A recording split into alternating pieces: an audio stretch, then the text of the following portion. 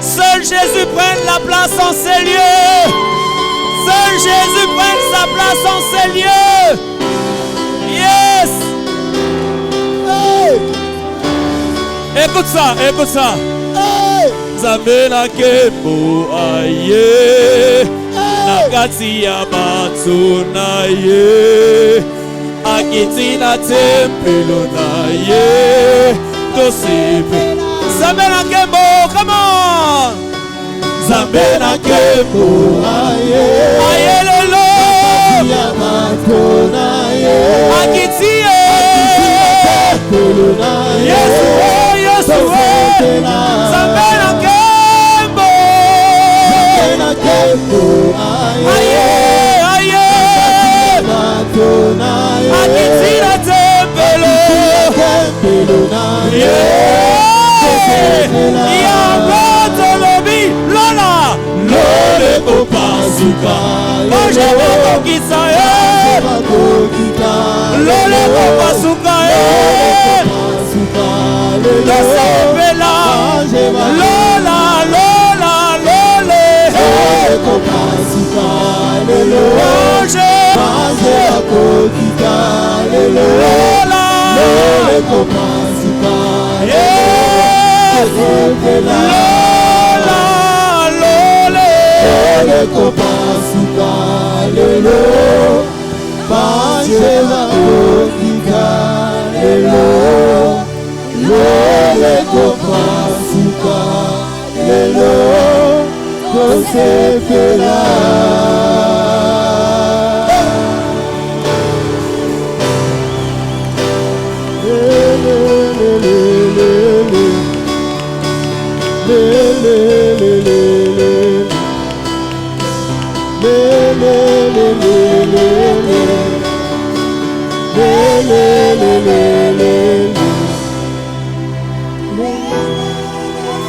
Élève le nom de Jésus là où tu es. Élève le nom de Jésus là où tu es. Élève le nom de Jésus. Commence à élever le nom de Jésus là où tu es. Élève le nom de Jésus dans ta vie ce soir. Élève le nom de Jésus dans ta vie ce soir. Commence à élever le nom de Jésus. Le nom suprême. Le nom suprême. Il n'y a point d'autre nom qui est plus élevé comme le nom de Jésus. Élève-le ce soir. Élève-le ce soir. Et nous ce soir. Il est nous ce soir. Élève ce nom de tous les noms. Élève au-dessus de toute maladie. Au-dessus de toute pauvreté. Élevé au-dessus de la le nom qui est au-dessus des choses. Le nom qui est au-dessus de tout obstacle. Au-dessus. Le nom qui est au-dessus. Il est au-dessus.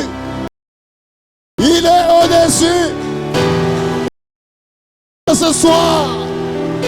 Et le soir. Rabba.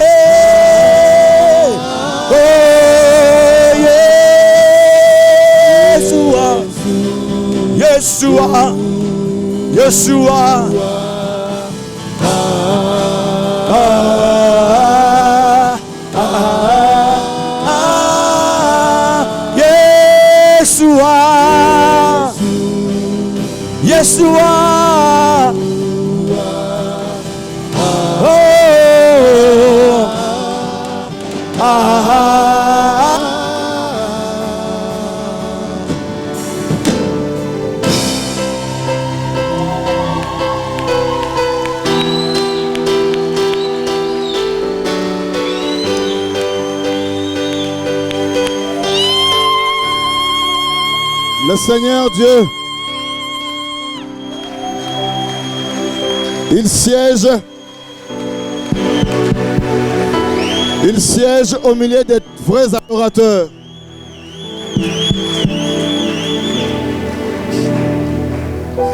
La Bible dit qu'il siège au milieu des vrais adorateurs. Et ce soir, il est au milieu de nous. Je dis ce soir, il est au milieu de nous.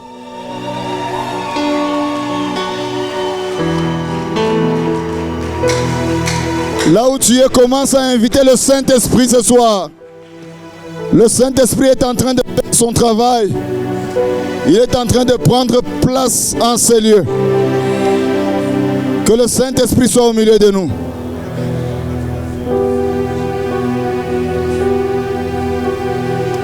Éternel Dieu, nous te bénissons ce soir.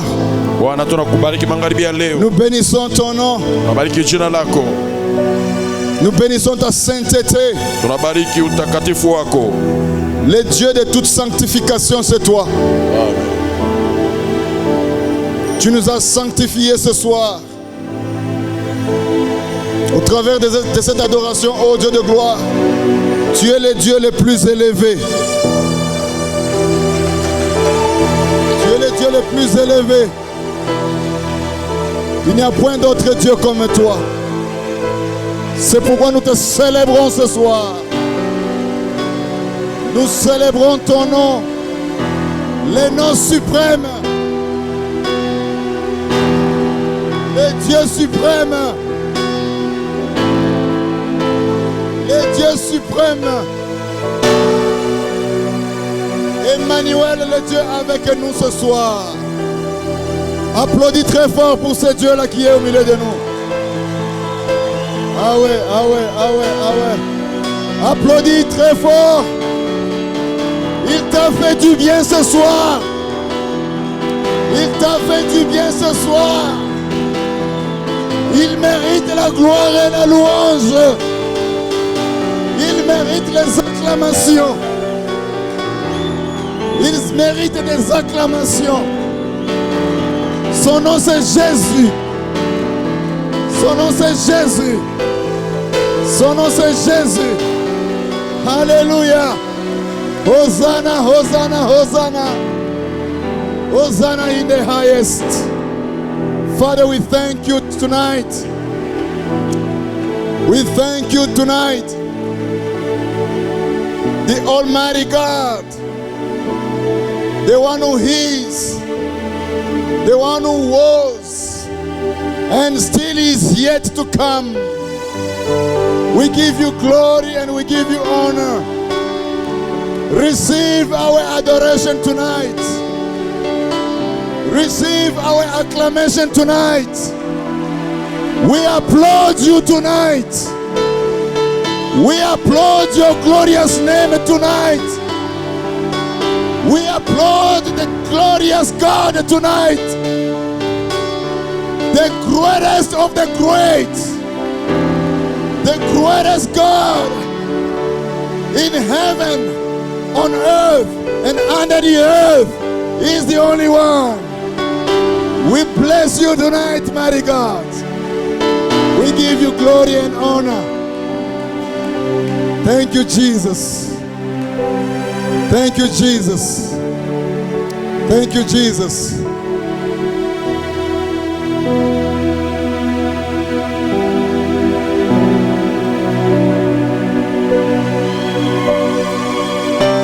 Hey.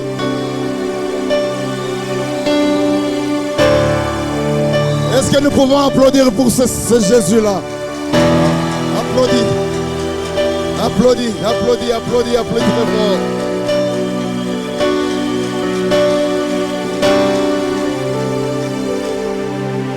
Nous allons lire le passage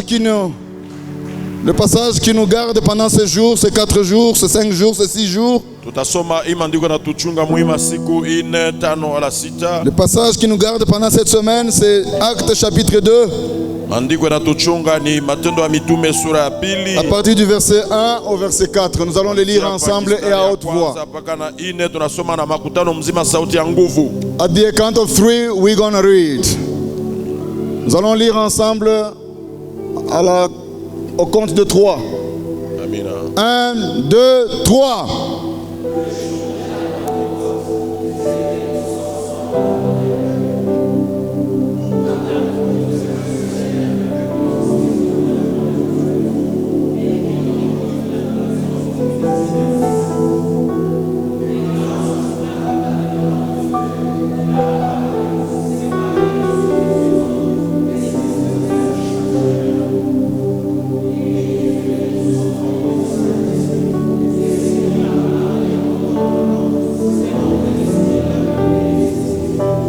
Selon que l'Esprit leur donnait de s'exprimer. Quelqu'un dit Amen. Amen. Que Dieu vous bénisse. Nous pouvons nous asseoir dans la présence de Dieu. Merci, honorable. Le Père de la maison. Je ne peux pas démarrer sans pour autant te dire merci. Mon ami et frère Jean Bertin, mon ami d'enfance, que Dieu vous bénisse. Ça nous fait la joie d'être ensemble encore sur cette table. Notre église dit bonjour à l'assemblée, la chapelle de la foi triomphante. Recevez les salutations des Solem à Ottawa. Que Dieu vous bénisse. Particulièrement Maman Chantal, Maman Gisèle vous envoie ses salutations. Que Dieu vous bénisse. Je lui donne déjà les rapports que je suis en train de prendre du poids. Je lui ai déjà dit que si je prenais un peu du poids, qu'elle me tienne par rigueur. Vous êtes les responsables. Alléluia. Vous êtes la responsable et tous deux, vous êtes les deux responsables de ma grossesse.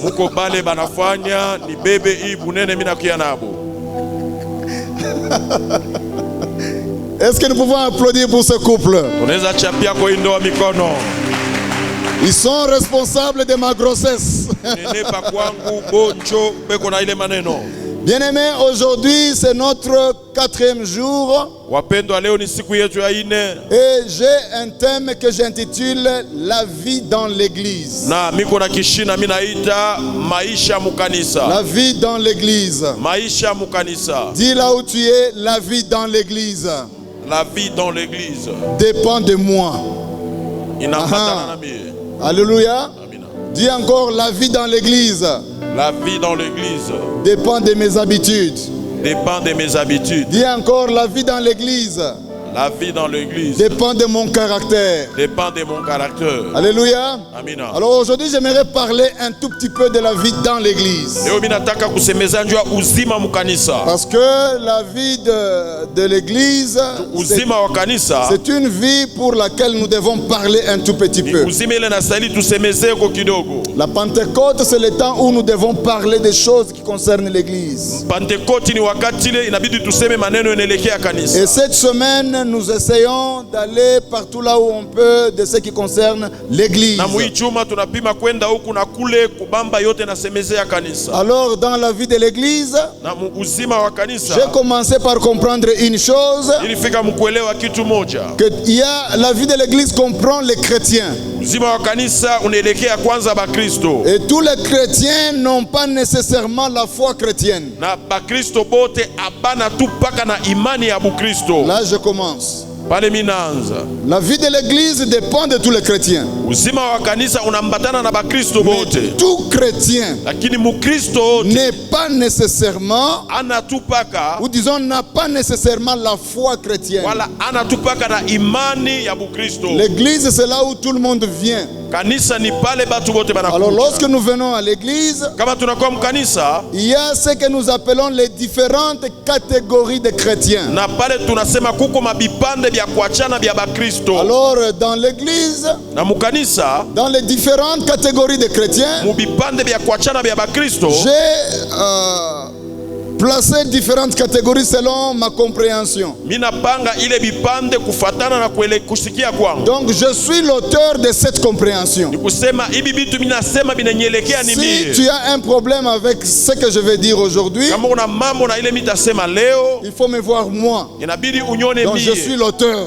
Minjo hivi mitasema Alors binaelekea. ce que je suis en train de comprendre, Kusema bile minaelewa selon ma compréhension, kufatana na usikilivu wangu. et comparativement à l'église Kufatana na kanisa du jour où le Saint-Esprit est arrivé sur les chrétiens, kupitia siku ile Roho Mtakatifu alifikia bakristo. j'ai compris qu'il y a des chrétiens, d'abord numéro 1, il y a des chrétiens ignorants dans l'église. Ninatambua ya kwanza kuko bakristo bale beko na kutokujua. Numéro 2, il y a des chrétiens inconscients dans l'église. Kuko bakristo bale abana na zamiri mukanisa. Numéro 3, il y a des chrétiens maintenant chrétiens.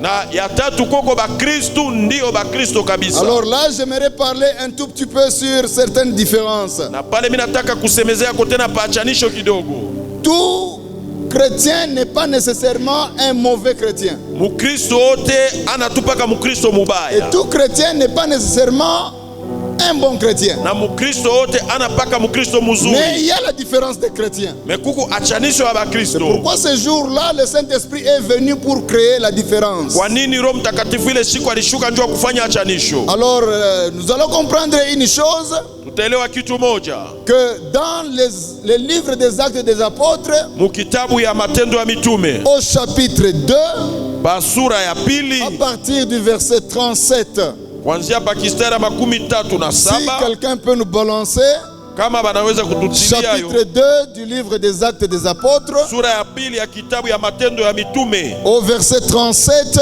et au verset 38. kistari ya 37 Nous allons comprendre une chose par là. mutaelewa kitu kimoya pale. Au chapitre 2, Basura ya pili la Bible nous dit ceci. Biblia inatuambia hivi, Au 37e verset, kistari ya 37 là il y avait un problème. pale palikuwa ya mambo. La Bible dit, après avoir entendu ce discours, Biblia inasema kisha kusikia hii maneno il y a des gens qui eurent le cœur vivement touché. huku batu walikuwa na mioyo yenye kuguswa, Et ils dirent à Pierre et aux apôtres, na wakambia Petro na watume wengine, hommes et frères, ndugu na dada, que ferons-nous? tufanye nini?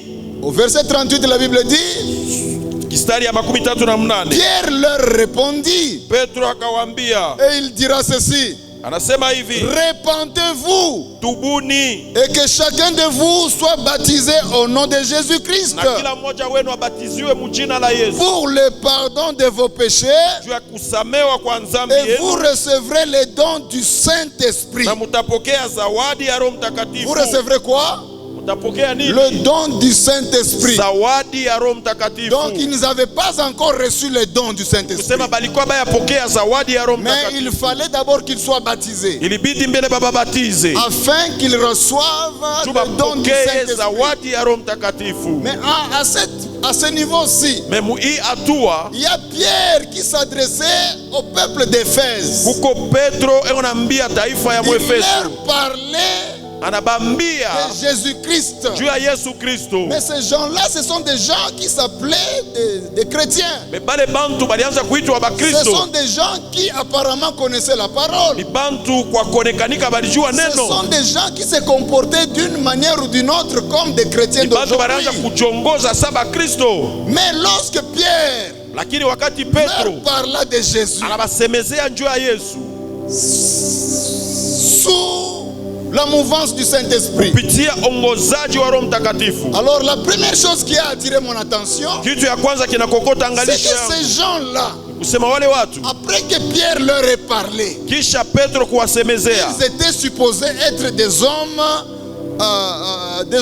affermis déjà en ce temps-là. alifikiliwa kuya bantu benye Mais kukamilishwa ile wakati, curieusement, ils n'étaient pas affermis. nayo kwa ole balikuwa bayakamilishwa. Écoutez la question qu'ils posent. Shikia swali banapika Quand Pierre leur prêche la parole, wakati Petro anawahubiri c'est neno. pourquoi, bien aimé, quand vous avez l'occasion de prêcher la parole, Njoo kwa wana mpendwa, kama una bahati ya il kuhubiri faut neno, prêcher la parole. inabidi kuhubiri Il ne neno, faut pas aller à gauche et à droite. hapana kwenda kushoto Il wala faut aller kuume. tout droit au but parce que c'est la parole Inabidi kwenda pale qui kushaba transforme neno, la vie des gens. njoo inabadilisha maisha ya bantu Par l'aide du Saint-Esprit, kupitia msaada wa Roho la Mtakatifu. vie des hommes change. Maisha ya bantu Alors inabadilika. ces gens-là, c'était des gens qui allaient dans des synagogues. Aba ni bantu banaanza kwenda mu mahekalu, C'était des gens qui allaient dans des temples. bantu banaanza kwenda mu mahekalu, Ce sont des gens qui écoutaient la parole. bantu banaanza shikia neno, Ils se partageaient la parole. leo nagawanya neno. Mais quelque chose a fait la différence Kitu moja inafanya achanisho pale lorsque Pierre les a prêchés. wakati Petro anabahubiri. Alors écoutez la question qu'il pose. Shikia swali banapika Au verset 37.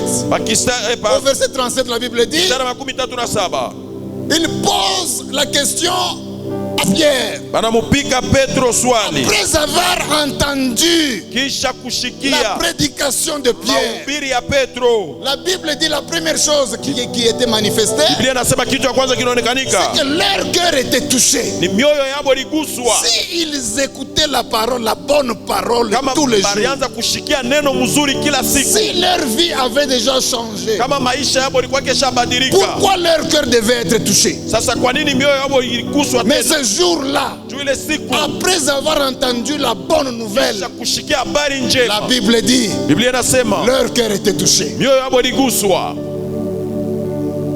Amina, Alléluia. amen. C'est pour dire que dans l'église, Kama kusema mkanisa même aujourd'hui, hata leo il y a des gens qui peuvent faire 10 ans dans l'église, huku batu banaweza fanya miaka 10 mais ils ne mkanisa, sont jamais arrivés à ce niveau-là. abaya fika muhii hatua Là où la Bible dit le cœur est touché. pale Biblia inasema moyo inaguswa. Lève la main, je te vois si tu dis Amen.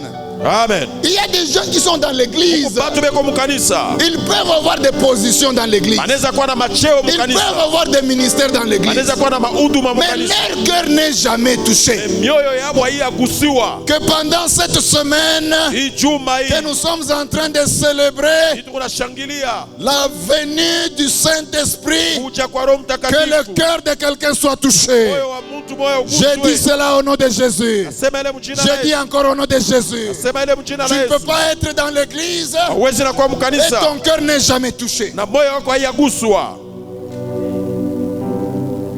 Alléluia. Amen.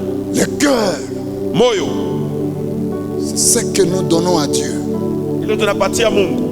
La Bible dit, Biblia inasema je frappe à la porte. na konkola pa mlango, Si tu ouvres, kama unafungula j'entrerai mitaingia, et je demeurerai chez toi. taketi kwako. La porte, c'est quoi? Mlango ni nini? Moyo. C'est le cœur.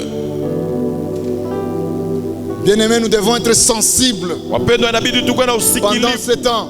hii wakati. La mouvance du Saint-Esprit. Uongozaji wa Roho La Mtakatifu. première des choses qui doit être touchée dans nos vies, Kitu ya kwanza inabidi kiguswe c'est le cœur. ni moyo. Alléluia. Amina. Le cœur doit être touché.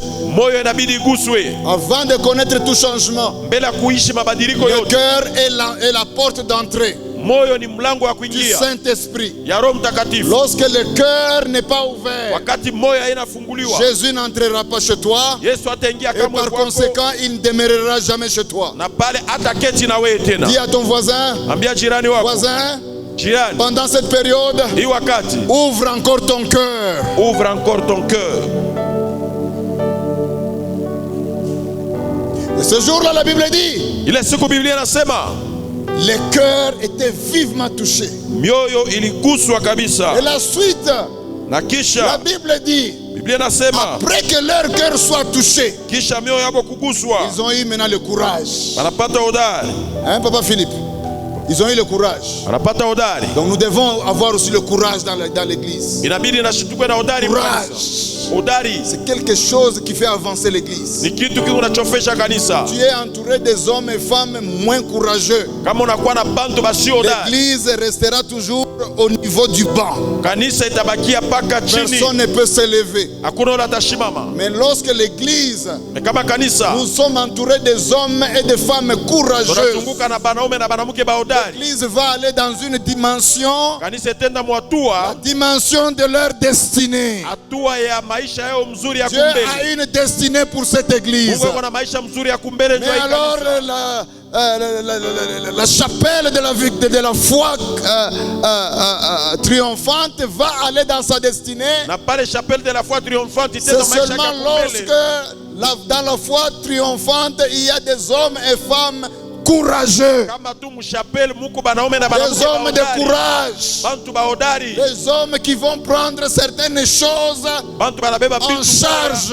banavipeleka kumbele. Même si tu es faible, Atoko mzaifu, tu dis Jésus-Christ m'a rendu fort. nasema Yesu ananikuisha kwa nguvu. Même si les autres peuvent échouer à faire quelque chose, Hata bengine manaweza shindwa kufanya moi je ne peux jamais échouer. kitu, sitashindwa kamwe. C'est ça le courage. Jo hodari. Dieu dira même à Josué, Mungu atambia hata Yoshua, prends courage, chukua hodari, prends ce peuple, beba hii de taifa là où Moïse les a laissés, pale Musa tu anabacha, dois les amener dans la terre promise. wapeleke nchi mbili baraka. Donc le courage, Kusema hodari c'est quelque chose que nous devons encourager les enfants de Dieu. ni kitu inabidi tutie Et Mungu. moi je viens vous encourager ce soir Na nakuwa kutia moyo à magharibi ya être leo. des hommes courageux, Mkwe banaume ba hodari, à être des femmes courageuses, banamuke ba à hodari, faire des choses impossibles juu ya vitu bila afin que ces viwezekani, choses-là soient possibles. vile vitu viwezekane. Quelqu'un dit Amen. Amen. Le courage. Hodari. Ces gens ont pris le courage. Hapa bantu wanachukua Ils ont hodari, posé la question à Pierre. anapika swali kwa Petro,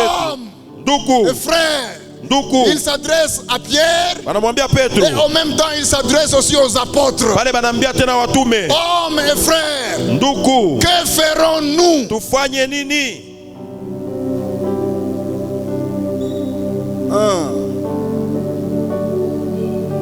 Il pose la question. Anapika swali Après que tu nous aies prêché de cette manière, kisha kutubiri muhimu mfano, que ferons-nous? tufanye nini? Quelle est la dernière fois que tu es arrivé dans l'église Mara ya mwisho kadi ulikuwa et mkanisa la parole a été prêchée na neno inahubiriwa, et tu as laissé ton cœur unaacha moyo wako ouvert pour cette parole-là? kufunguliwa njuu ya ile neno, Et à côté, tu es venu dire à ton pasteur, na mwisho unakuwa kuambia tu es mchungaji, venu parler à un serviteur de l'église. unakuwa kuambia mtumishi wa mkanisa, Que ferons-nous? tufanye nini? Ça demande des hommes Inaomba courageux banaume ba hodari pour demander, pour poser cette question-là. juu ya kupika hii swali, Que ferons-nous? tufanye Nous nini? sommes dans l'église pendant longtemps. Tuko mkanisa miaka Que mingi, ferons-nous tufanye nini pour avoir l'écran géant? Juu tukuwe na écran géant. Que ferons-nous Tufanye nini? pour aller dans une autre dimension? Juu tuende mwatua Que ingine. ferons-nous Tufanye pour nini? créer une différence Juu tufanye achanisho entre nous pakatikati et yetu ceux-là qui ne connaissent pas Jésus? na bala bajue Yesu. Que ferons-nous Tufanye nini? pour que notre église avance encore? Kanisa yetu iende tena Que mbele. ferons-nous Tufanye pour nini? que nous soyons des hommes de distinction? Juu tukuwe batu Que bachanisho. ferons-nous Tufanye nini? pour que nous puissions entrer au ciel? Juu tuingie kumbingu. Que ferons-nous? Tufanye nini? Ces hommes, ils avaient le courage Aba bantu walikuwa na hodari de poser cette question. ya kupiga hii C'est swali. une question pertinente. Ni swali ya c'est une mulimo. question Ni swali que les enfants de Dieu ile batoto wa ne Mungu peuvent pas passer. abawezi kwacha De temps ipite. en temps, poser cette question-là. Amen. Que ferons? Tufanye nini? J'ai pas entendu un amen bien ici. Amina. Que ferons-nous? Tufanye nini? Les peuples d'Éphèse, Taifa ya Efeso ils étaient un peuple qui pouvait kwa taifa iliweza kuitwa Wakristo. être ignorant. Bakristo bakutokujua. Ces gens étaient des ignorants. Sema hawakwenda kujua. Ils étaient dans l'église, Na kwa kanisa ils ne savaient pas quoi faire. hawakujua nini ya kufanya. Des ignorants. Baada ya kujua Dans la vie tous les jours. tuko na maisha yetu kila siku. Dans notre église, Kwa kanisa yetu j'étais choqué par le rapport que j'avais reçu. nilikuwaza na ripoti nilipata. Un jeune homme qui était dans notre église pendant longtemps. Kijana walikuwa kanisa yetu miaka mingi. Là, je parle de l'histoire de l'Afrique du Sud. Bali ni hadithi ya Afrika Un Kusini. jeune homme était dans l'église pendant longtemps. Kijana alikuwa kanisa miaka mingi. Et ça faisait plus ou moins 3 semaines que je ne le voyais pas. Kulikuwa chuma tatu misimoni. Alors, le jour que je pose la question, Siku inapiga swali. ce jeune homme-là, Kwa ule kijana comme par hasard, je l'ai rencontré sur la rue. sasa kwa ghafla bila kumtamkia. Alors, je lui ai dit, mes frères, ça fait 3 semaines que je ne te vois pas de Na l'église. sanduku chuma tatu sikole kwa Je kanisa. lui ai dit, non, papa, Sababu moi, je suis l'enfant de la maison. mimi kwa mtoto wa nyumba. Mais vous devez comprendre une chose. Na inabidi uelewe kitu kimoja. Lorsque je ne viens pas à l'église, Kama unashika kwa kanisa, c'est peut-être par rapport à mon travail. saa zingine kufuatana na kazi yako. Lorsque mon temps ne me permet pas, par rapport à mon travail, Kama kazi yako haisaidii kufuatana je na kazi suis dans cette église-là au coin. inataka pa ile kanisa ya Mambembe. Là, de l'avenue tel et tel. Pale pa Avenue Tele na Mais Tele. je dis, mes frères, c'est quelle église qui est à ce coin-là? Na sanduku ni kanisa la kwa kwenda. Papa, je suis pas de la église à moi. Madame, où tu es? Papa yeye ile kanisa la Tukwelepa. Quand il me parle de cet endroit-là, Kama na endele fashi. j'étais choqué. Inakwazwa. C'est une mosquée. Ni mosquée. Msikiti. Qui joue? Je te tiens la tête. C'est pour moi. Mon Dieu, Donc, il m'a enseigné ma frère de la Chikunduku. tous ces enseignements, La journée de conférence. ce frère ici, Quand je coupe Kalisa, s'il ne vient pas à l'église, il va à l'église du coin. l'église du coin dont il parle, Na kanisa ya Bwana sema c'est une mosquée des musulmans. ni msikiti ya Waislamu. Frère, je peux dire, Je dis que tu es perdu. comment tu vas venir ici chez nous? Utakuja hapa petu je? Et en même temps, tu vas là-bas. Na tena unaenda kule. La différence qu'on met entre ici chez nous et là-bas. Asikukuwa chanisho kwa hiyo Chez nous, c'est l'église de Jésus-Christ. hapa ni kanisa Le Fils de Dieu. Mwana wa Mungu. Le Fils unique. Mwana wa pekee. Allé à la croix. Unaleta Pour que pamoja. toi puisses en sauver. Jua Et kutoka. quand Mohamed t'a sauvé toi. Sasa siku kaliwe Muhammad alikuokoa. Alléluia. Amina. C'est pas tellement pour nous, maman, le traité. Je dis mais voilà ce que nous apportons. Quand on mourit, Ce sont des choses que nous refusons. c'est un peu de mourir. Vitu tunakataa. Un chrétien. Bakristo wa hivi Il dit que je ne vais pas. kama nishukuru Ne dérange pas, je suis l'enfant de la maison. baba mtoto wa Mungu baba kama nishukuru À cause de mon travail. kufuatana na kazi yangu Je sais. tumazaa Permettre d'aller ile nisaidia mwenendo kanisa je vais dans cette église. ile ndio kama ile kanisa hapa kwanza Cette église-là. ile kanisa ile Pas ile unasema la mosquée. ni msikiti Que Dieu épargne de tout un chacun de nous l'esprit d'ignorance. Mungu atusaidie kutosha ile roho kutokujua. Dis avec bien. Amina. Que Dieu t'épargne de toute ignorance. Mungu akutoshe kwa kutokujua. Comment tu vas faire? Tu vas prendre l'église et la mosquée au même niveau. Utabeba je kanisa ya Mungu na mosquée kunaviweka vyote pamoja. Moi, il faut que tu fasses comme ça. C'est pas toi. As-tu entendu quel jour que Mahomet après sa mort il est ressuscité? J'ai commencé à lier cet esprit-là. ilianza kufunga ile pepo. Ile pepo ya Mohamed. L'esprit de ces gens-là. La Bible est Je dis peut-être la tête est faite pour la cause de ce qu'on enferme sur la tête. Il a un coco à couper. Bébé il a tiré. Il a un bombé. Il a un bombé. C'est quoi? Tosha huyu ndugu pepo ya kusemea kimea. Pepo ya kutokujua. Unajua mpendwa? Wewe katikati yetu tumejazwa na ile roho ya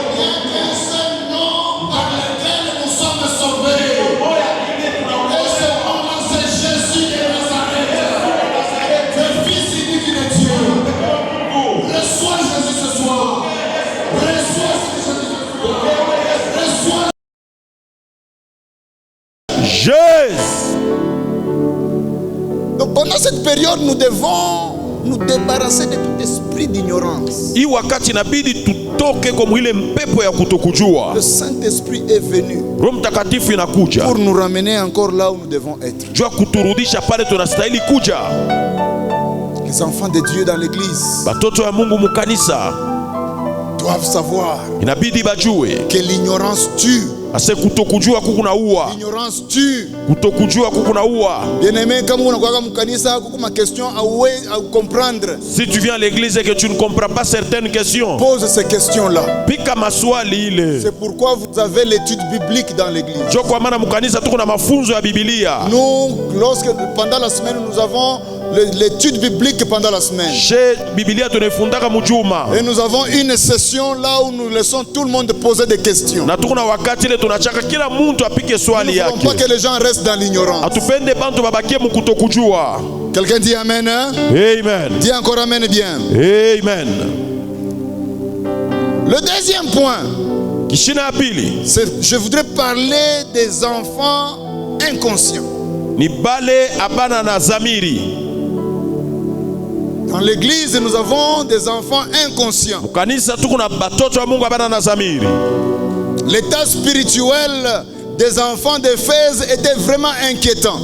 Ile hali ya watoto wa Efeso ilikuwa ya kuhuzunikisha kabisa. Ils étaient des enfants qui pouvaient connaître la parole, mais ils ne savaient pas quoi faire dans leur vie chrétienne. Baliweza kujua neno lakini abajue kinini batafamu maisha ya Bukristo. C'était des enfants dans la confusion. Balikuwa ni batoto bako mumufuruko. Ce sont des enfants qui avaient besoin de directives. Ni batoto balikuwa na nia na uongozaji. Ce sont des enfants qui étaient chrétiens mais pas pleinement chrétiens. Mais balikuwa batoto balikuwa ba Kristo lakini abana ba Kristo kwa Ce sont utele. des gens qui étaient des à peu près chrétiens. Ni batu balikuya kipande ya Bukristo.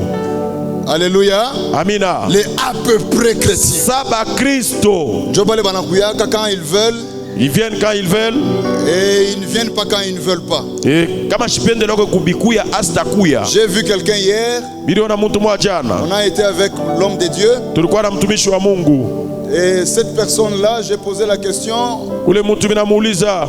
Apparemment, elle donne l'impression de très bien connaître l'église. Anaonekanika sasa mtu mmoja anajua kanisa mzuri. Mais quand j'ai posé la question à l'homme de Dieu, wakati minauliza swali kwa mtumishi wa Mungu, il me dit bon, cette personne vient rarement. Anasema mbo anakuyaka paka vile lwake.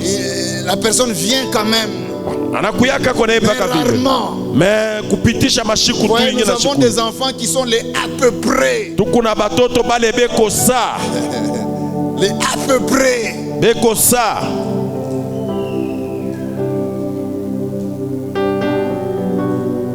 Donc ils viennent quand ils veulent. Anakuja kama napenda. Ils ne viennent pas quand ils ne veulent pas. Na kama shipende kuya asta kuya. La vie chrétienne. Maisha ya Bukristo. Et ces gens, ils ont posé la question à Pierre. Aba bantu walipika swali kwa Petro. Que ferons-nous? Tufanye nini? Et le verset qui suit. Na kistari nafuata. Pierre leur dit. Petro akawaambia. Repentez-vous. Tubuni. Hein? Alléluia. Amina. Repentez-vous. Mutubu. Donc la repentance c'est quoi? Kitubio ni nini? Le changement de vie. Kubadilisha maisha. Le changement de caractère. Badilisha zowezo. Le changement de la vie de discipolat. Mabadiliko mu maisha butumishi. Tu suis Jésus. Unafuata Yesu. Tu lui dois lui donner le cœur. inabidi umpatie moyo. Il ne faut pas suivre Jésus, Hapana kufuata Yesu. mais ton cœur est à l'église du coin. Moyo wako iko pa kanisa hii ya kukwen. Quelqu'un dit Amen, hein? Amina. Les chrétiens inconscients, Bakristo bashozamiri. ce sont ces chrétiens-là Ni bale bakristo qui, on ne sait pas exactement atujue mzuri si ils sont connectés avec Dieu ou pas. kama beko mu uhusiano na Mungu. Ils sont dans l'église, Beko mukanisa. nous ne savons pas s'ils sont connectés. Mais atuye vraiment kama beko mu uhusiano na Mungu. Alors la Bible nous dit dans le livre des Actes des Apôtres au chapitre 19. Biblia inatuambia mu kitabu ya Matendo ya Mitume sura ya 19. Donne-nous le chapitre 19 à partir du verset 1 au verset 7. Utupatie ile kitabu kuanzia pa kistari ya kwanza mpaka ya 7. Actes des Apôtres, Matendo ya Mitume chapitre 19, sura ya 19 à partir du verset 1 kistari ya kwanza au verset 7. mpaka kistari ya 7.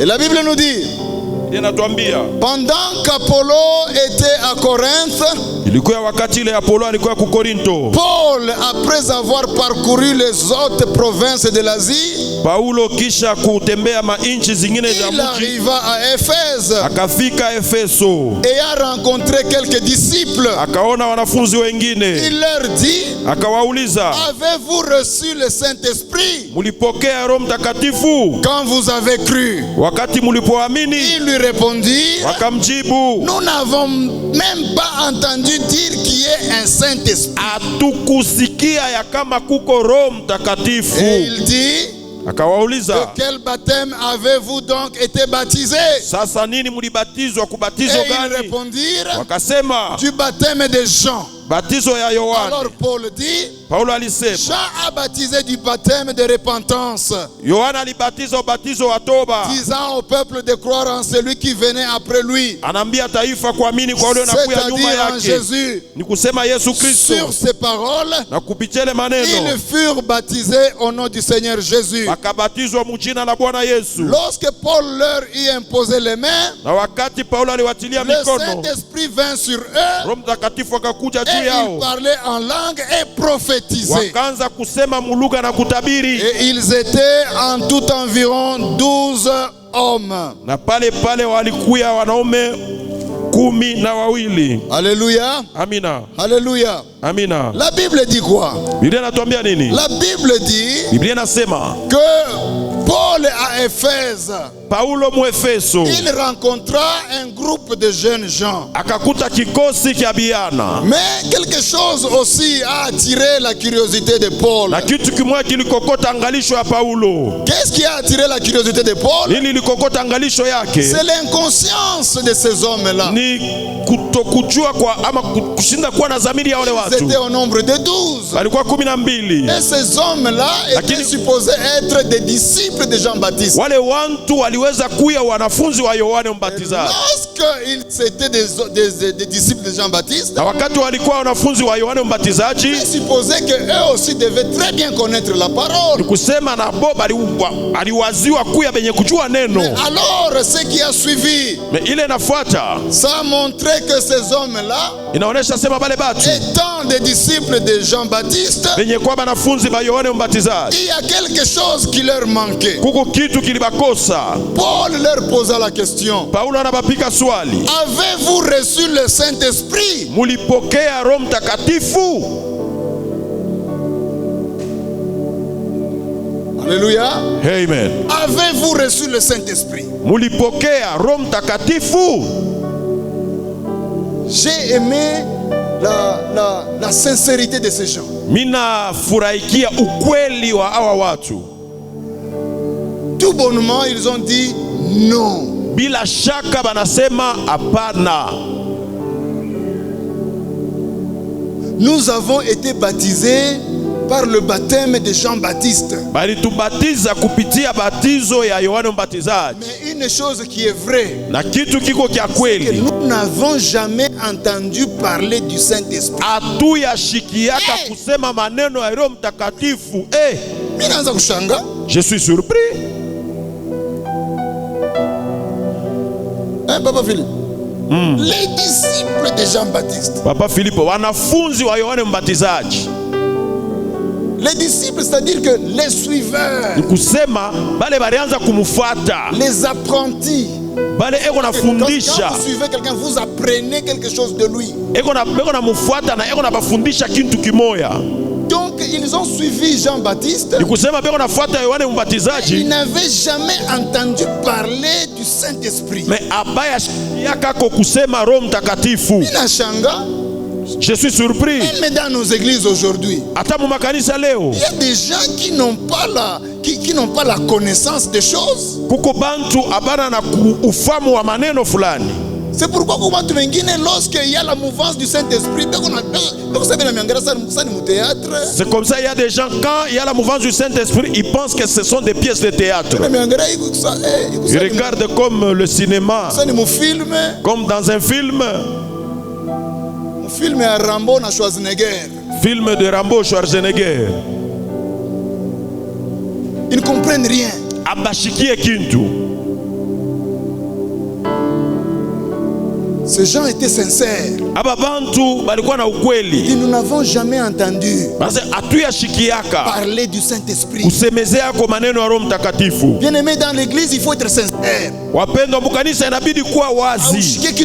Tu poses la question. Si tu ne comprends rien, pose la question. Tu ne comprends rien, demande à quelqu'un qui a la connaissance. Kama auelewe uliza kwa ulasha kujua. Parce que l'église doit monter. Juu kanisa inabidi ipande. L'église doit avancer. Kanisa inabidi iende kumbele. L'église doit recevoir la gloire de Dieu. Kanisa inabidi ipokee utukufu wa Mais la Mungu. gloire de Dieu vient. Utukufu wa Mungu C'est là inakuja où les gens sont conscients pale bantu beko na de zamiri ce qui se passe dans l'église. ya vile biko napita mukanisa. Amen. Au contraire, les Mukipindupindu gens viendront bantu batakuja et partiront. bataenda, Mais ils n'ont rien perçu. me abaelewa abashike kintu.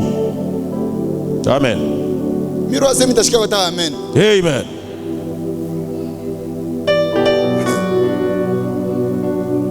Église à Léo, tout le monde connaît tout. L'église d'aujourd'hui, nous avons plein de connaisseurs. J'ai regardé un jour un jeune homme. Ninaangalia siku moja kijana moya Il vient me dire, papa, anakuwa niambia, mzazi, impose-moi les mains. nitilie mikono. Je sens que le Seigneur est en train de me parler Ninasikia sa Mungu yuko ananisemezea de commencer une église. nianze kanisa. Minamwangalia. Je le regarde.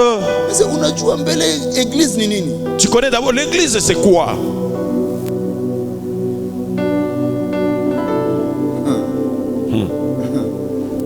Utaiacha hii kanisa hii unafia kwanza, utakimbia, batakutafuta, batakupata. Tu vas abandonner l'église que tu veux commencer. On va te chercher, on va pas te trouver. Nous avons des gens qui ont commencé les églises. Tuko na bantu balianzaka makanisa À un moment donné, wakati fulani, lorsque les persécutions ont dépassé les limites, wakati kusongwa magumu inapita kipimo, ils vendent les chaises, banauzisha ils vendent les instruments, ils vendent même les bandimi. banauzisha na baminifu. Ubabebe tout. Patia. Vraiment ubabebe. Prenez-les. Una batu ngapi? Oh, j'ai au moins mimi nafanya kata ma 70 hein. Vraiment, je peux faire un culte de 70 hein? Papa ubabebe tout. Papa, prenez-les. Hey. Amen.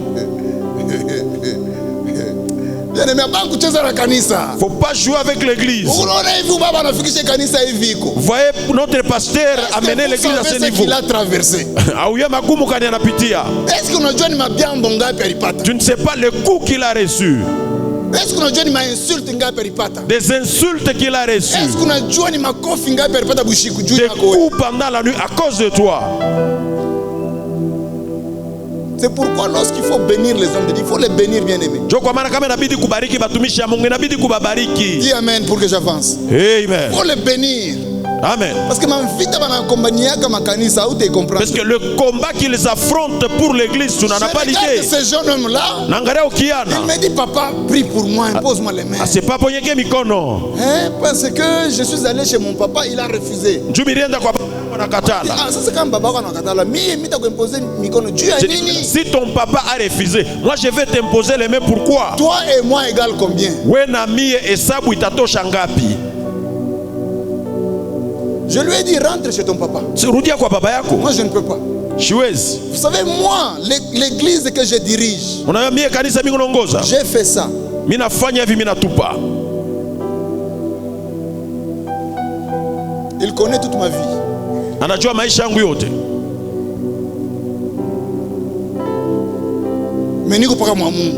Je suis toujours en Dieu. Prêche toujours. Nahubiri tu. Je suis toujours là. Miko hapo tu. Quelles que soient les insultes, je Matusi. suis là. Miko hapo. Quelles que soient les persécutions, Ingao kusongwa. je suis là. Miko hapo. Quelles que soient les difficultés, Ingao magumu. je suis là. Miko hapo. Quel que soit tout ce qui arrive, Ingao yote je suis tafika. là. Miko hapo. Pourquoi? Juu ya nini? Parce que je suis conscient Juu miko na zamiri de mon appel. ya mwito wangu. Quand tu Amen. n'es pas conscient, Kama una na zamiri, tu vas tout abandonner. utaacha vyote. Il faut que le Saint-Esprit intervienne. Inabidi Roho Mtakatifu akwe kwa msaada wako. Quelqu'un dit Amen. Amen. Les enfants d'Éphèse, Watoto wa Efeso ils ont dit, wanasema non, hapana, nous n'avons jamais entendu hatuyashikiaka kamwe parler du Saint-Esprit. kusemezea maneno ya Roho Mtakatifu. Acte chapitre 19, versets 2 et 3. Matendo ya Mitume sura ya 19 kistari ya pili na Avez-vous reçu tatu. le Saint-Esprit quand vous avez Mulipokea cru? Roho Mtakatifu wakati mulipoamini. Qu'ils avaient déjà cru. Ni kusema balikuwa Ils n'avaient bashakuamini, jamais entendu parler du Saint-Esprit. balikuwa abayashikiaka kusema Roho Mtakatifu. Alors ils dirent non. Asema Nous hapana, n'avons même pas entendu parler de ça. hatuyashikiaka kusema hata maneno Et ile. au verset 3, la Bible qui dit, Na kistari ya tatu Biblia inasema, de quel baptême avez-vous donc été baptisés? sasa mwe batizo kani mwe Et ils mulipata? dirent le baptême de Jean-Baptiste. Banasema shie tulipata batizo ya Yohane Mbatizaji. Bien aimé, il faut comprendre une chose. Mpendo, nabidi kuelewa kitu fulani. Malgré que tu sois dans l'église, Ingao huku mukanisa, quand bien même que tu as été baptisé dans ingao l'eau, ulibatizwa mais mumaji, tu as aussi besoin du baptême et du Saint-Esprit. unahitajiwa tena batizo ya Roho Mtakatifu. Parce que le Amen. Saint-Esprit, Juu Roho Mtakatifu c'est l'unique élément qui nous connecte avec Dieu. ye njo eko natupatanisha na Mungu. Est-ce que je parle à quelqu'un? Nambia ko Les mtu, dons que nous avons, zawadi les tuko dons nayo, ne nous connectent pas à Dieu. zawadi yatupatanishe na Les Mungu. dons nous aident à progresser le royaume de Dieu. Mazawadi kunatusaidia kuendelesha ufalme wa Mungu. Le don de l'esprit Zawadi ya nous kiroho aide à kunatusaidia bien avancer. ya kwenda kubele Le royaume. vizuri ufalme, Mais le Saint-Esprit lakini Roho nous Mtakatifu connecte avec Dieu, kunatuweka muhusiano na l'être Mungu, suprême. ule Mungu wa juu. Pourquoi quand tu es dans l'église, Ndio kwa maana kama kumkanisa, prie pour que le Saint-Esprit te visite. omba juu Roho Mtakatifu Parce que c'est akupekue, le Saint-Esprit juu ule Roho Mtakatifu qui nous connecte avec Dieu. ndio eko natuweka muhusiano Dis na Amen Mungu. bien là où tu es. Amen. Dis Amen bien encore là où tu es. Amen. Applaudis très fort pour le roi des rois. Chapia mikono nguvu Bwana wa mabwana. Il faut chercher le Saint-Esprit. Inabidi kutafuta Roho Mtakatifu Il faut chercher même avec une lampe torche. hata na lamp torch. Prie pour moi.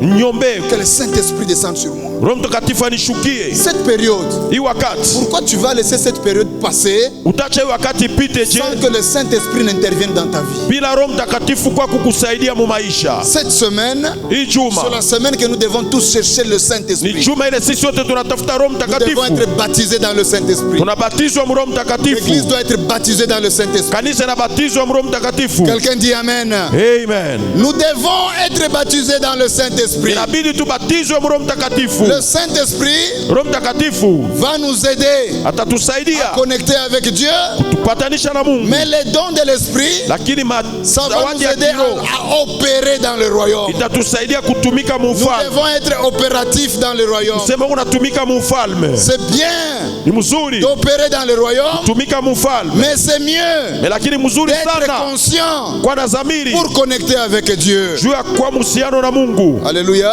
Amina. Le Saint-Esprit Roho Mtakatifu nous aide à avoir de l'affection anatusaidia kuwa na ile mapendo dans les choses de Dieu. mubitu ya Mungu. Dis Amen. Amina. Le Saint-Esprit Roho Mtakatifu nous aide à avoir l'affection. anatusaidia kuwa na ile mapendo Tu makubwa. ne peux pas aimer Dieu Hawezi napenda Mungu lorsque le Saint-Esprit n'est pas en toi. kama Roho Mtakatifu ashina ndani mwako. Alléluia. Amina. Le Saint-Esprit Roho Mtakatifu nous aide à avoir de l'affection. anatusaidia kuwa na mapendo. Romains chapitre 8, Waroma sura ya 8 au verset 5 jusqu'au verset 8. kistari ya 5 mpaka ya 8. Romains chapitre 8, au verset 5, jusqu'au verset 8. Alléluia. Amina. Je suis là, dis je suis là. Voilà. La Bible dit, ceux en effet qui vivent selon la chair s'affectionnent aux choses de la chair. Tandis que ceux qui vivent selon l'esprit s'affectionnent aux choses de l'esprit. Et l'affection de la chair, c'est la mort. Tandis que l'affection de l'esprit, c'est la vie et la paix. Car l'affection de la chair est inimité contre Dieu. Parce qu'elle ne se soumet pas à la loi de Dieu. Et qu'elle ne le peut même pas. Or, ceux qui vivent selon la chair ne sauraient plaire à Dieu. Alléluia. Amina. Pour vous, vous ne vivez pas selon la chair, mais selon l'esprit. Si du moins l'esprit de Dieu habite en vous. Si quelqu'un n'a pas l'esprit de Christ, il ne lui appartient pas. Alléluia. Amina. Est-ce que tu on est d'accord à ce point-là. Ce n'est pas moi qui ai écrit. Ni apôtre Paul. Il s'adressait au peuple de Rome, aux Romains. Il met la différence entre le désir de la chair et le désir de l'esprit. La chair va plaire seulement les choses de la terre. Mais l'esprit va plaire à Dieu. Alors, à quoi est-ce que nous avons l'affection? À quoi est-ce que nous avons l'affection lorsque nous sommes dans l'église aujourd'hui? Alors, à quoi est-ce que nous avons l'affection? Notre affection doit nous amener vers l'amour vers Dieu. Notre affection, ça doit être vis-à-vis de l'être suprême. L'affection aux choses de la chair, ça amène la mort, bien-aimé. Tandis que l'affection aux choses de l'esprit, c'est la vie. Pendant cette semaine, je viens encourager quelqu'un à aimer les choses de l'esprit. Même lorsque je vais rentrer au Canada, j'aimerais entendre un témoignage de ta part. J'aimerais suivre ton témoignage sur votre page.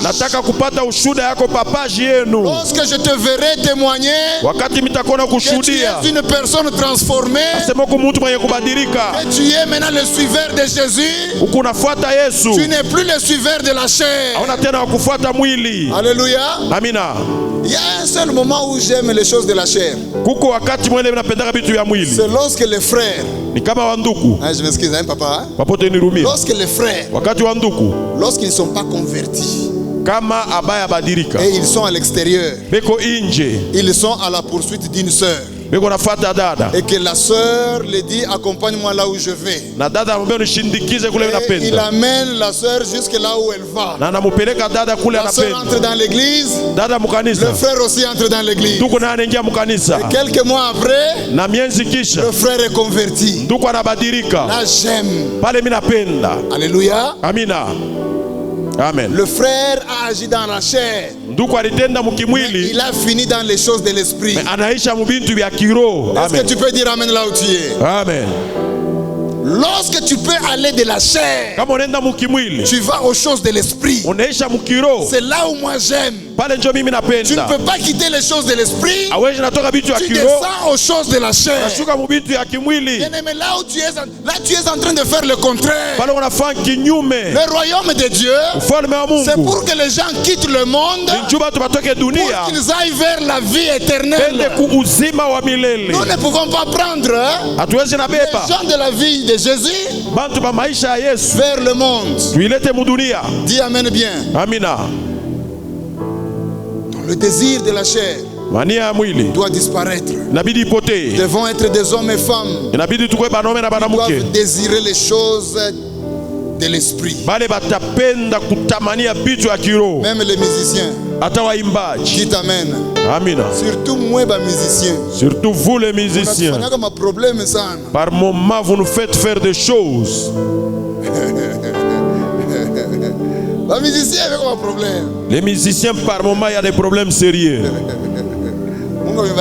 Que Dieu vous bénisse. Que les choses de la chair disparaissent. Bitu ya mwili ipotee. Alléluia. Amina. Vous êtes terrible. Quand vous nous balancez des chansons ici, demain le lendemain, on apprend autre chose. Que Dieu bloque ce chemin-là. Mungu afunge ile njia. Jésus. Les choses de la chair doivent disparaître. Lorsque nous sommes dans le Seigneur, lorsque nous sommes dans l'église, Paul dit dans Romains 8 verset 4, marchons tous, non selon la chair, mais selon l'esprit. Ça c'est une invitation à tout le monde. Paul est en train de faire une déclaration. C'est une déclaration à l'église de Rome. Mais aujourd'hui, moi, je fais cette déclaration à l'église chapelle de la foi. Triomphante. Amen. Alléluia. Amina. Marchons tous. Non selon la chair, mais selon l'esprit. Car l'esprit nous amène vers la vie. Est-ce que tu peux applaudir là où tu es? Applaudis encore une fois de plus. Cette déclaration nous concerne nous tous aujourd'hui. Notre habitude doit changer. Nous devons avoir une habitude selon l'esprit. Nous devons avoir un caractère selon l'esprit de Dieu. Nous devons être des hommes et femmes dont nos pensées doivent être caractérisées par l'Esprit de Dieu. Tout chrétien véritablement né de nouveau, rempli du Saint-Esprit, il doit manifester les fruits du Saint-Esprit dans sa vie. Alléluia. Amen. Tout chrétien né de nouveau dans cette église doit manifester les fruits du Saint-Esprit. C'est pourquoi le Saint-Esprit était venu ce jour-là. C'est pour qu'il y ait des manifestations des fruits du Saint-Esprit.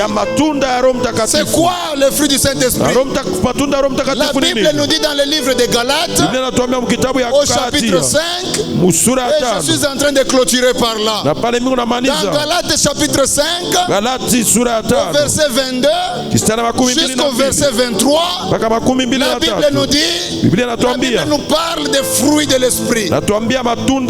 Mais lorsque tu entres dans cette église, est-ce qu'on sait voir en toi le fruit du Saint-Esprit? Cette semaine, on est en train de célébrer la Pentecôte. C'est la semaine où toi aussi tu dois démontrer le fruit. Lorsque en toi nous ne voyons pas le fruit du Saint-Esprit, tu deviens un sujet de prière. Quelqu'un dit Amen. Tu deviens un sujet de prière. C'est quoi le fruit du Saint-Esprit? Number one, le fruit du Saint-Esprit, c'est l'amour.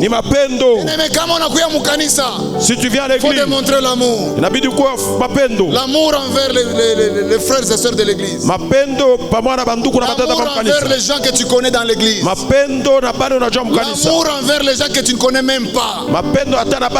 J'ai constaté dans mon église, à chaque fois qu'on commence le culte, j'ai l'habitude de demander à tout le monde de se saluer. wanajisalimia. les gens commencent à se saluer, Kama watu ils wanajisalimia, courent très vite vers les gens qui se connaissent. anakimbia mbio kwa baba Mais anajua. lorsque nous avons des visiteurs, Na kama tuko na tu bageni, vas remarquer que le visiteur il est seulement debout. unaona mgeni yeko tuye peke Bien kimya. aimé, l'amour dans l'église, Mapendo mukanisa c'est envers les gens que tu connais, ni kwa bale c'est aussi unajua envers les gens que tu ne connais na pas. bale aujue tena. Dis amen pour que j'avance.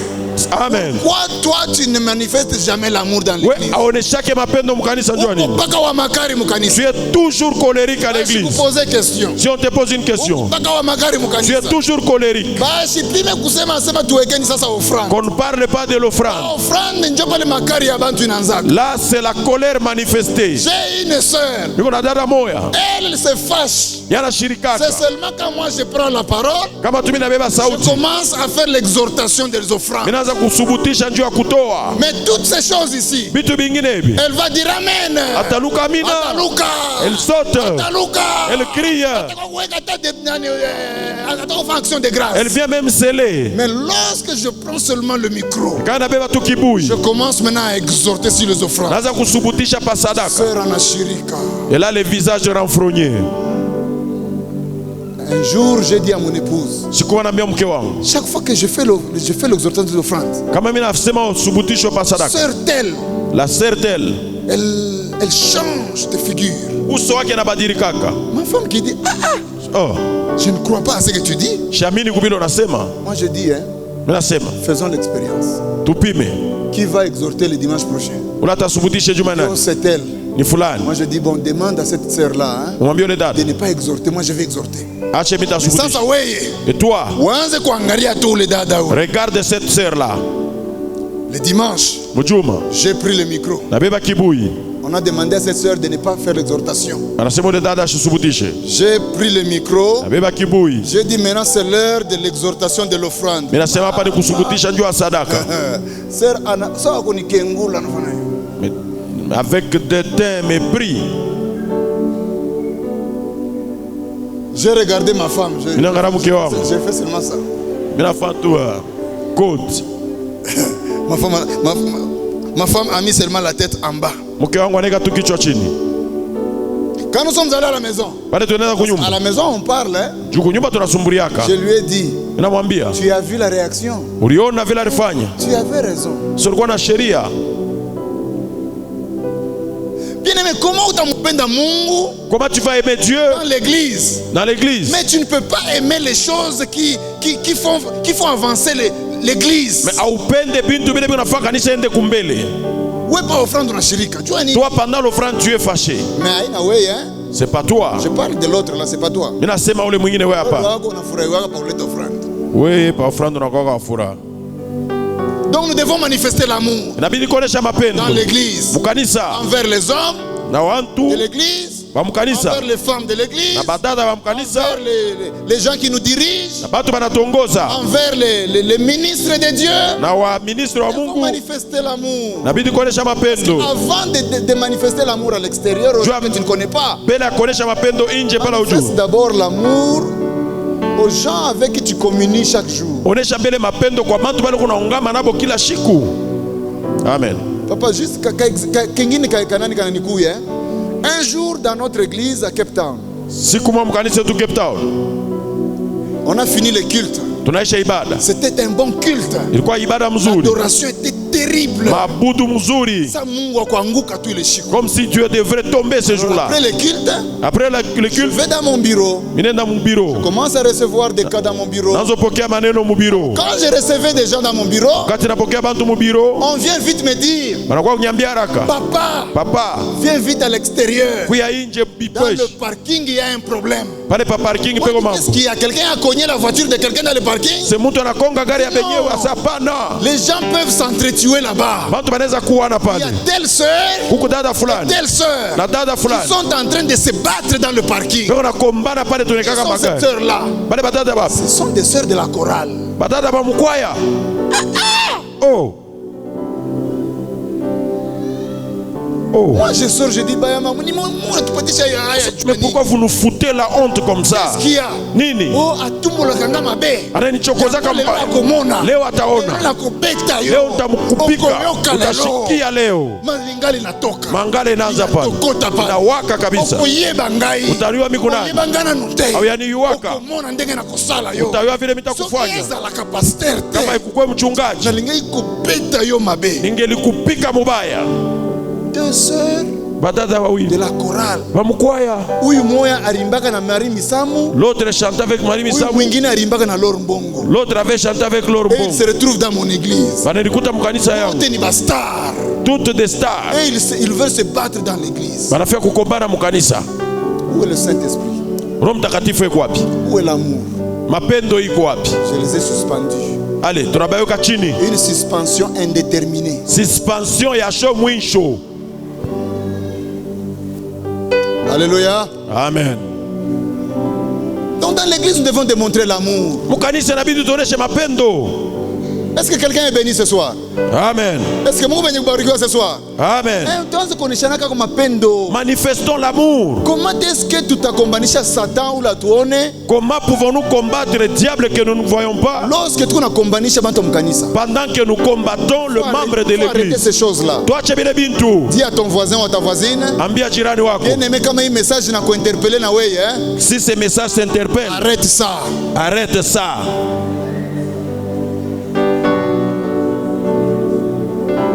Le fruit de l'esprit. Matunda ya roho. Il y a la joie. Kuko furaha. Tunakuwa tu mkanisa, tu es joyeux. Unakuwa wa furaha. Et si tu as des problèmes à la maison, hata una mambo kunyumba. Mais quand tu arrives ici, kama unakuja hapa, tu deviens une nouvelle personne. Unakuwa mtu mpya. Cet esprit agit en toi. Roho Mtakatifu anatenda ndani mwako. Seulement la joie. Kwa tuna furaha. Manifeste la joie en toi. Onesha furaha. Ataka Mungu akushirika, ataka si ba marié. Kama bibi alikupikisha alikubebesha meza kunyumba kushika. Même si la femme t'a fait transporter une table. Nos femmes ici elles sont terribles, hein. Ba bibi yetu babeko mambo. Il y a des hommes qui viennent avec des accusations. Kuko ba bwana banakuwa na kuchokea. Ta fille m'a fait prendre la table la nuit. Ah papa mtoto yako alininyangulisha meza bushiku. Ataka muriwa meza jana bushiku. Même si tu as transporté la table. Tu viens à l'église. Maintenant kumukanisa. Manifeste la joie. Onesha kufuraha. Bishilani bya meza unabiacha kunyumba. La colère de la table tu laisses à la maison. Amen. Amen. Unaacha bishilani bya meza kunyumba. Tu laisses la colère de la table. Quand tu vas rentrer à la maison, c'est alors que tu vas récupérer ton dossier de table. Pale ndio tabeba dossier yako ya meza. Dis à quelqu'un il faut avoir la joie. Ambia ndugu inabidi kuwa na furaha.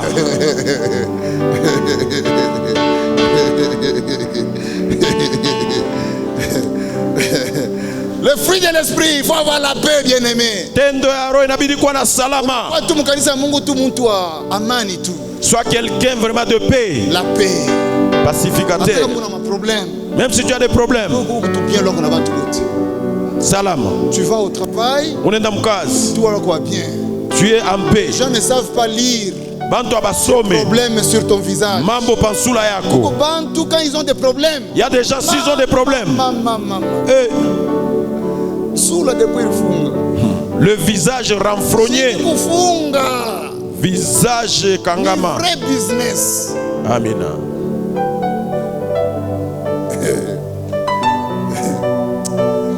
À part la paix, kisha salama, il y a la patience. Uvumilivu. Ayons la patience. Kwa na uvumilivu. Dans nos vies. Maisha yetu. Nous nous patientons les uns les autres. Si quelqu'un t'a fait du mal, patience. Vumilivu. Ne prends pas de décisions vite. Hapana kubeba mipango kwa haraka. Mie vraiment na kunaisha. Kama tu fashi yeko mistafika. Là où il est vraiment, je n'arriverai pas. Mais dans l'adoration, on adore ensemble. Mais là où il est, moi je n'arrive pas. Sois patient. Kuya mvumilivu. Ne prends pas de décisions très vite. Hapana kubeba mipango kwa haraka. Alléluia. Amina. Peut-être il t'a fait quelque chose par inconscience. Mtu alikufanya kitu saa zingine ashikujue lwake. Allô? Allô? La bonté. Nema. Quoi tout bien avant tout. Sois bien avec des gens. Mirenda kubanku le dada wala tupokea le shiku bien. Dada nakumbuka. Amina. Hein? Ule mtoto wangu alipeleka kubanku le shiku, on sini dada mkanisa. La bonté. Tu manifestes la wema, unaonesha ko tu wema kwa bantu bote. Bien avant tout. Sois bien avec tout le monde. Moi, je vais vous donner un exemple. Mfano. Tellement que j'ai été bon envers beaucoup de gens. Ce ne sont pas ces gens-là qui m'ont payé. Je compte des maisons que moi je n'ai jamais achetées. Alors, je compte. J'ai dit je compte.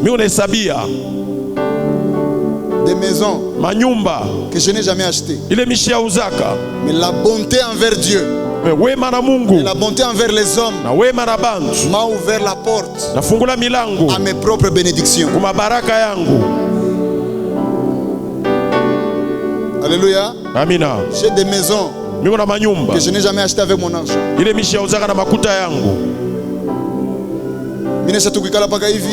Je suis assis comme ça. Je reçois un coup de fil. On m'appelle. Dit, c'est vous, monsieur tel? Oui, c'est bien moi. Est-ce que vous pouvez venir, s'il vous plaît? Je vais très vite, je prends ma voiture, je vais très vite. Et on me dit, viens avec ta femme.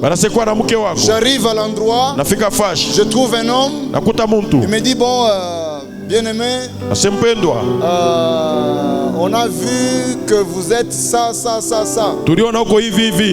Il y a une maison à une adresse. Et cette maison, nous sommes convaincus. Nous devons vous donner cette maison. Il m'a dit, je suis locataire.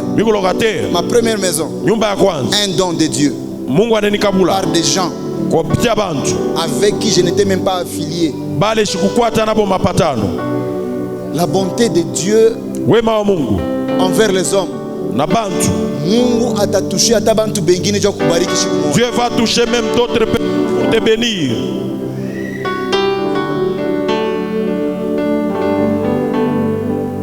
C'est maintenant que moi je commence à construire. Mais je compte des maisons. C'est pas une, c'est pas deux. Donnez vous-même les chiffres.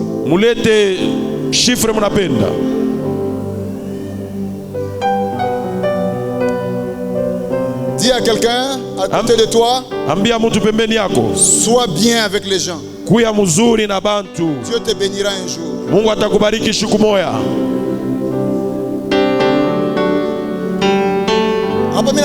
Fin du mois. C'est pourquoi à la fin du mois, c'est ma patron. On m'appelle patron. J'ai déjà versé mon argent. Oui, un patron. Tu as vu mon versement. Boss. Je m'excuse beaucoup, je vais payer avec 3 jours de retard. Que Dieu fasse de vous cette grâce. Que Dieu fasse de vous cette grâce. La grâce d'abondance. Parce que vous êtes bien avec les gens. La grâce d'abondance. Parce que vous êtes gentil avec les gens. Les bénédictions de Dieu ne vont jamais s'épuiser dans vos vies alors que vous êtes bien avec les gens. Quelqu'un dit Amen. Amen. Je vais terminer. La bienveillance, la foi, la douceur, la maîtrise de soi. Bien-aimé, la maîtrise de soi. C'est un problème très sérieux dans la vie des croyants. Il y a des gens qui ne peuvent jamais se maîtriser. Il y a des gens qui ne peuvent jamais se maîtriser. Très colérique, très sensible aux choses inutiles.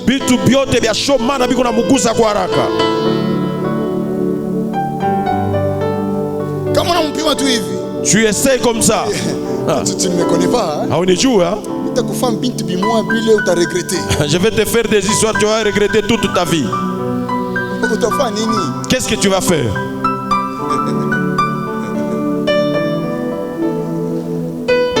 Pose la question à ton voisin. Est-ce que tu as la maîtrise de soi?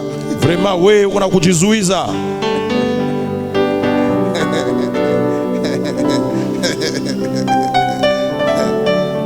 La tempérance. Kushirika na pamule. Upole. Toi, tu te mets en colère inutilement. Les enfants ne peuvent jamais s'asseoir avec toi au salon. Oui, batoto abatekana na we mu salon. Quand tu es au salon, les enfants sont loin. Oui, kama ko mu salon bebe kombari.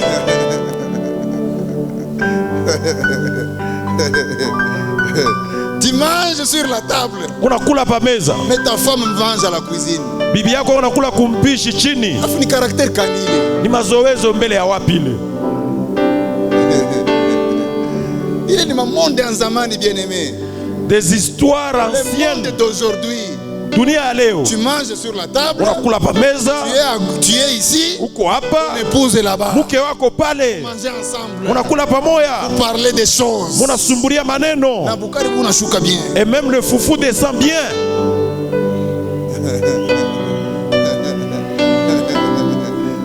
On va prendre la communion ici. Tutabeba meza ya Bwana hapa. Pourquoi tu prends la communion avec tout le monde ici? Sasa vile unabeba meza ya Bwana na bantu bote hapa. Tu prends la Sainte Seine avec tout le monde ici. Unabeba meza ya Bwana na bantu bote hapa. À la maison, mais kunyumba. Quand tu manges ici, unakula hapa. Les enfants sont très loin. Batoto ni kule haujue kama ni. Batoto kanapita toi sors ici, sors. Dehors. Dis mon père, qu'est-ce qu'il y a? Prenez vos enfants ici. Vous ne voyez pas que je mange. Ah bon, on unakula.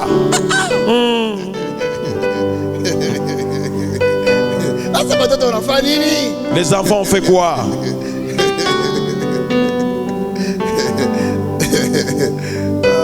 Dis applaudis d'abord là où tu es. Applaudis. Chapa mikono pale huko. Apana mshirika bien-aimé. Cette semaine, c'est la semaine dont nous libérons. Hii juma ni juma ile tunafunguliwa. Nous libérons des problèmes. Tunafunguliwa na mamambo. Le Saint-Esprit est venu pour que nous soyons libérés. Roho Mtakatifu anakuwa njoo tufunguliwe. Le Saint-Esprit est venu pour que tu sois libéré. Anakuja njoo upate kufunguliwa. Alléluia. Amen. Enfin, na mwisho, le Saint-Esprit, Roho Mtakatifu, c'est le meilleur libérateur. Yeye njoo ule kunafungula kabisa. Alléluia.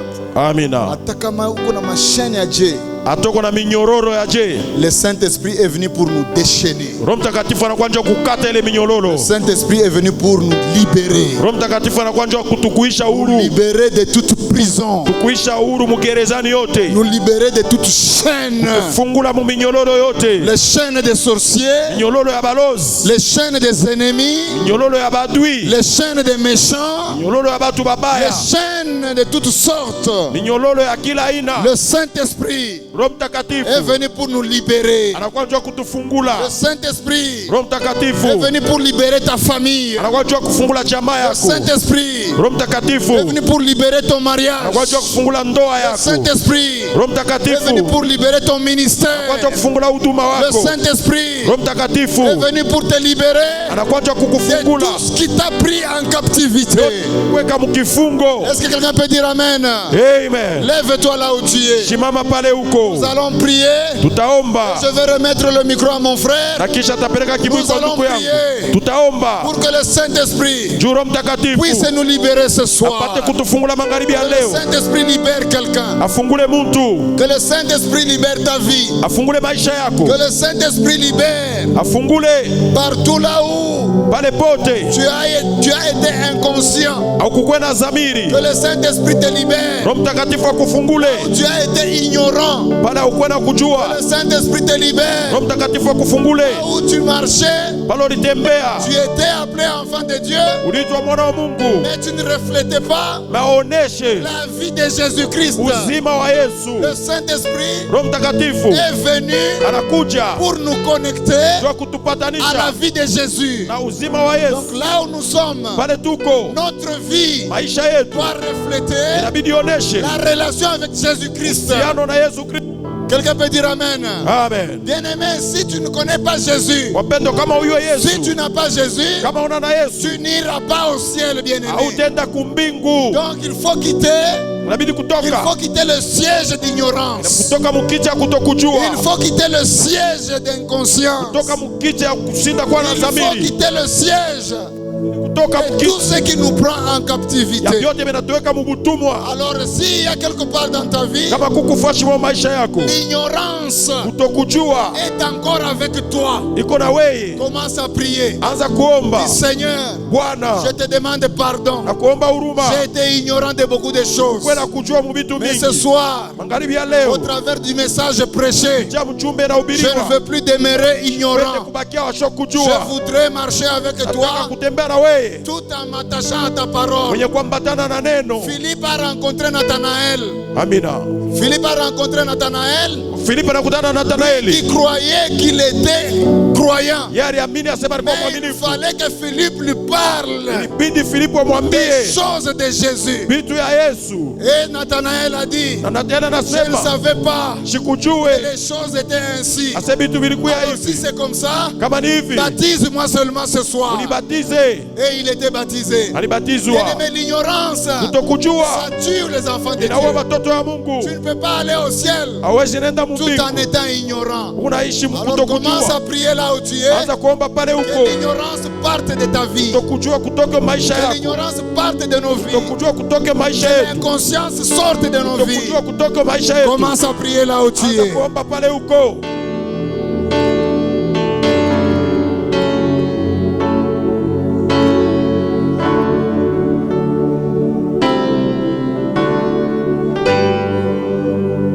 L'ignorance tue.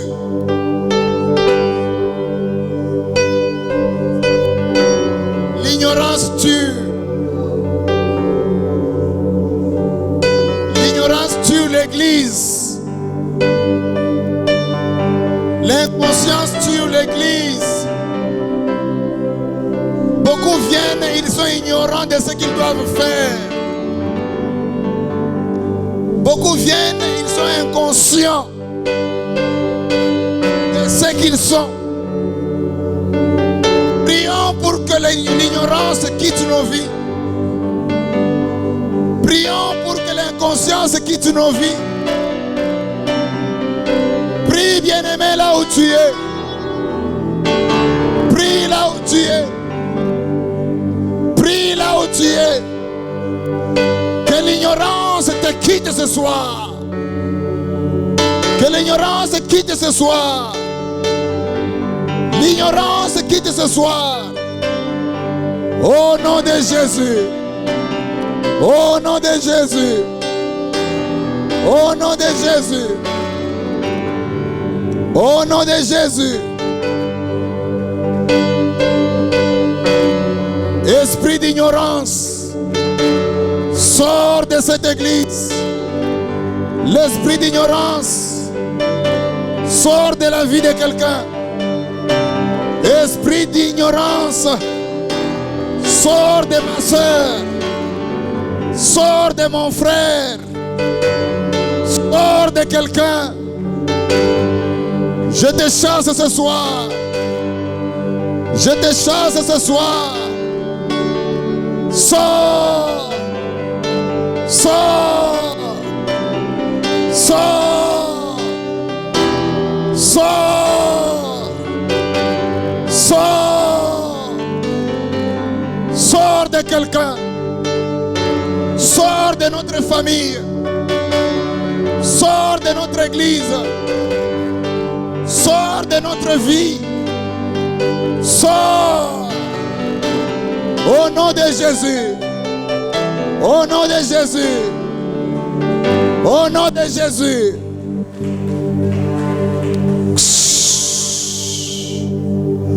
Ce soir, j'aimerais prier pour quelqu'un.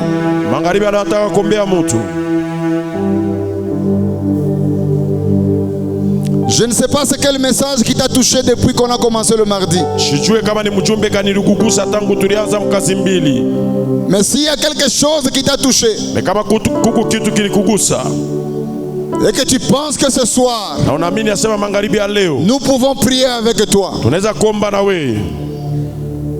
tu vas avancer devant. Lorsque Pierre a prêché, ces hommes-là m'ont épaté. Ils ont posé la question. Que ferons-nous? Il y a un moment tu dois arriver à ce niveau-là. Tu dois dire, que dois-je faire? Prie pour moi. La raison de l'église, c'est pour prier pour ceux-là qui ont des difficultés. Et ce soir, si tu penses que il y a des difficultés quelque part, depuis qu'on a commencé à prêcher le mardi jusqu'à aujourd'hui, il y a un point qui te concerne. Avance devant, on va prier avec toi. Bien-aimé, on n'a pas de temps à perdre. Avance.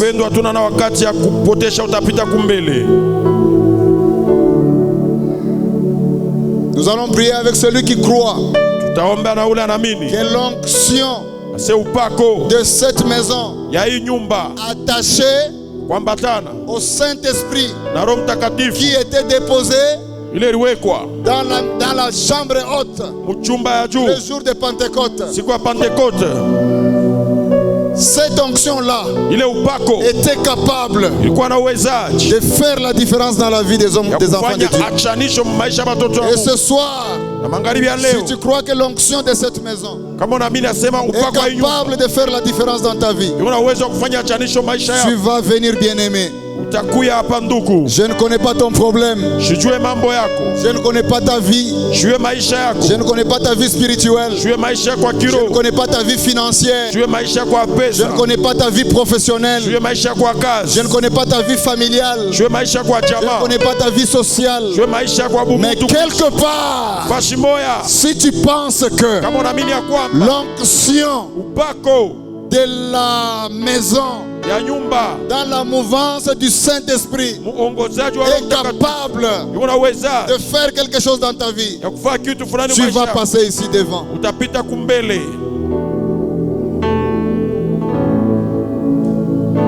Dans les entretemps, il y a l'équipe qui nous balance dans une chanson.